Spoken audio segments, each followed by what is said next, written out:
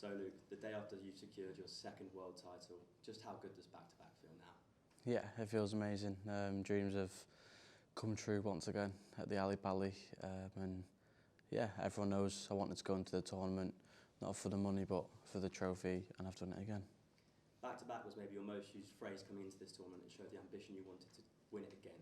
To join that elite club with Phil Taylor, Gary Anderson, Adrian Lewis, the only people to go back-to-back, is it as special as you imagined it would be? Yeah, it's special to join them greats on that great list. It's amazing, and we've put so much hard work in. Obviously, the longer tournament, we've definitely felt it. It's been a long tournament, but we've came out on top. A lot of players don't even make their debut at the World Championship at the age you're at. At 18, you're a double world champion. We mention your age a lot at the time, but do you think this achievement is almost underappreciated? Yeah, obviously, I'd say it's underappreciated, but then again, I'm just doing my job. This is all I wanted to do. I'm going to get better. I'm going to keep practicing, and yeah, hopefully more titles to come in 2026. The first £1 million winner. We know that you're not massive on the money. You prefer the silverware, the records. But to etch your name in the history books that way, that must be pretty special. Yeah, definitely. Obviously, the first winner of it, that's always going to be special. And I think even George Noble said to referee his last one, but the first one, that'll be special for him as well. But yeah, it's obviously massive. And obviously I can treat myself to a few things now. Not sure what, but yeah, it is. I know it's there. And you've got an incredible support system around you. Your family and friends were all there last night. How important have they been in this journey? Yeah, they've been absolutely important. Two good friends. We invited them after Christmas to stay in the house, and they were like, "Oh, we're just coming down for the one game." And said, "No, pack till the 3rd, pack till the 4th of January. You never know what could happen." We always do that.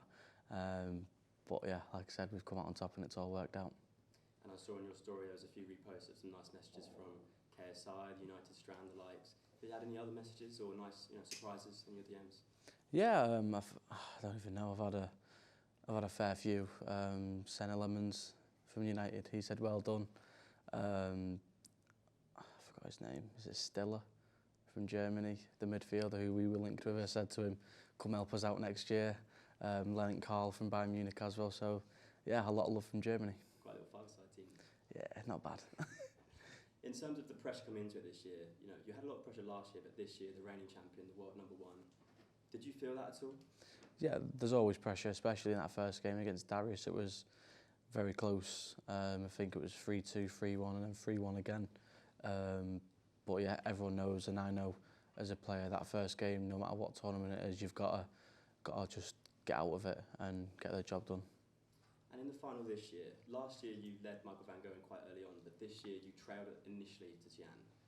In terms of, you're very big on getting on the front foot early. How did you turn it around in the final this year?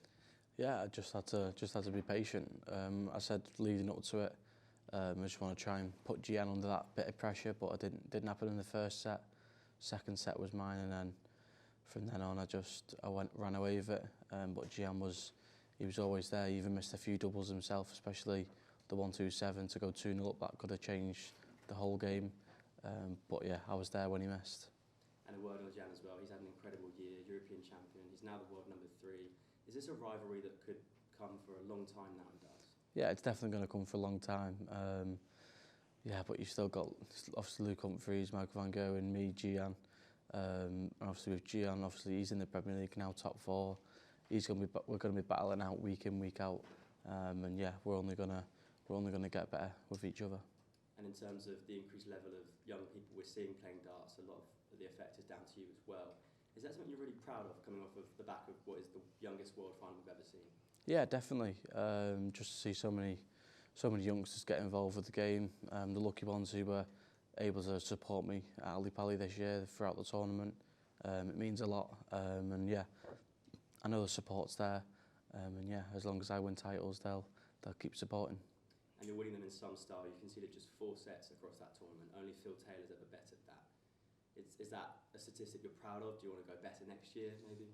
Yeah, obviously you can always improve. I've seen some stats last night from the World Championships. How many legs I've won, how many legs I've lost, how many sets I've won, how many sets I've lost throughout my 3 tournaments. And yeah, it's a very, very good record. But yeah, 2026 is going to be another busy year. Are those records, do you look at these a lot? Because it seems like you're very kind of aware of what these records are. Are these ones that you just want to just keep bettering and bettering now? Yeah, I think it's just one of the things you're scrolling on social media and you're seeing yourself, obviously people putting your stats on and all that stuff. So yeah, I wouldn't really go and search what's there and what's to be broken, because people are going to post it and I'll see it.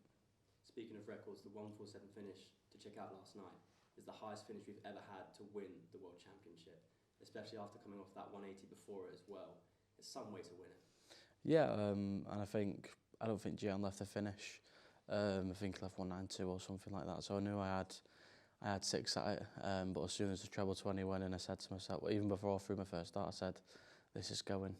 And then as soon as the treble went in, I said, come on. And then double 15, I said, come on again. And then, yeah, it went in. I think I talked it in. Maybe the only thing you didn't do this year was hit a 9 darter. Were you a bit gutted for that? Yeah, I was a bit gutted. I think the fans were a bit gutted that they couldn't get their hands on £60,000 as well. But yeah, I think it'll definitely come this year, quite a few of them.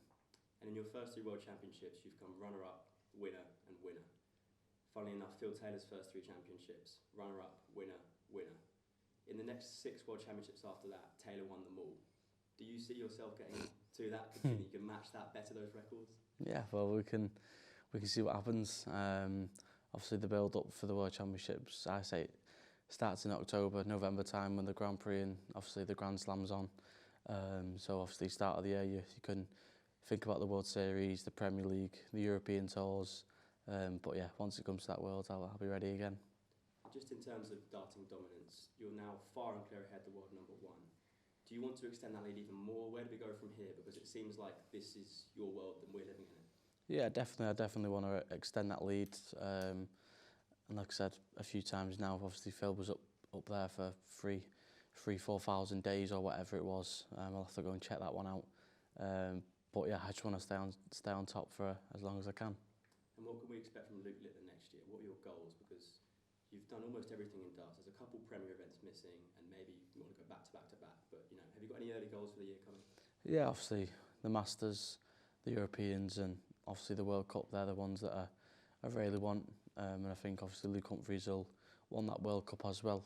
But yeah, before the World Cup, as a player, you're on your own. You're fighting against each other. And yeah, we'll see what unfolds this year.